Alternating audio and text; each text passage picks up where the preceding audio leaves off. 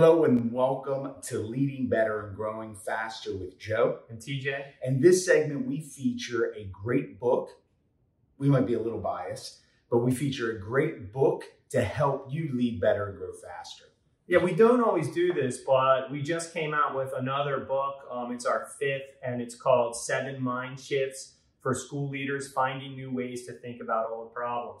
And what we did with this book is we curated stories from business, from change agents throughout the country, and some of what people were able to do during COVID that changed on a dime and made a difference for students, and in particular around teaching and learning. And so we have 7 models in this book of ways that you can uncover and discuss problems with your team in a way that you probably haven't thought about before. Think about what a SWOT model does when you bring that to a group of people and really uncover something of a problem that you can then begin to tackle in a different way because of what the model does.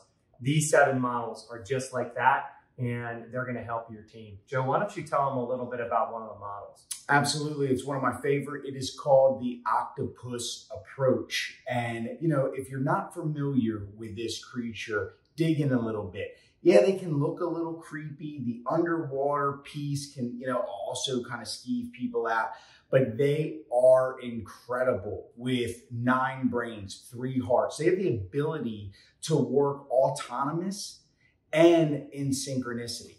It's fascinating, but think about that for your own organization where you have multiple divisions, multiple schools, and you want them to be empowered to do what they need to do to get the job done, to be successful. However, what systems do you have in place where that autonomy gels with the overall focus and vision of the overall school district? And that's what we're talking about here. So it's building systems that allow for independence, but also inclusivity as a whole. So we're all moving in the same direction. And the octopus approach, it's important to remember, this is a model. And this is something that I think a lot of people want in books. They want the how. Just tell me how to do it. Folks, that doesn't work. I can tell you how to do it, and that might relate to one little thing in one particular circumstance. That's why we keep reinventing the wheel on things. There are best practices, but those best practices are typically how we approach things. This is an approach book to find solutions that work for your school and district.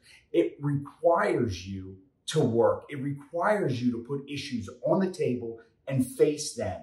You won't be disappointed. The octopus approach is fun, hard to say at times, fun, and we think you'll really enjoy it.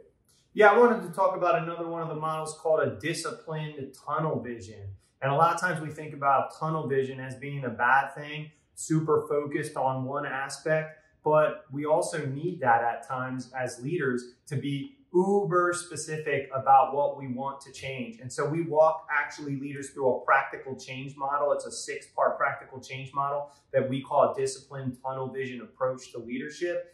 Now, the first 3 parts are not going to be foreign to you, right? You have to have a vision for the change. You need to make sure core values are in place so people know the behaviors that go with that vision. And we need to set goals, what we call KPIs, key performance indicators.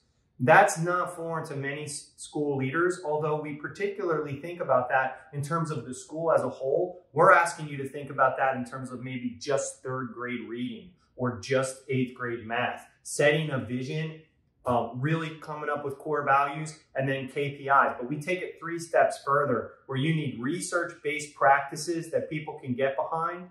Then you need to pick a few of those practices that you want to be great at.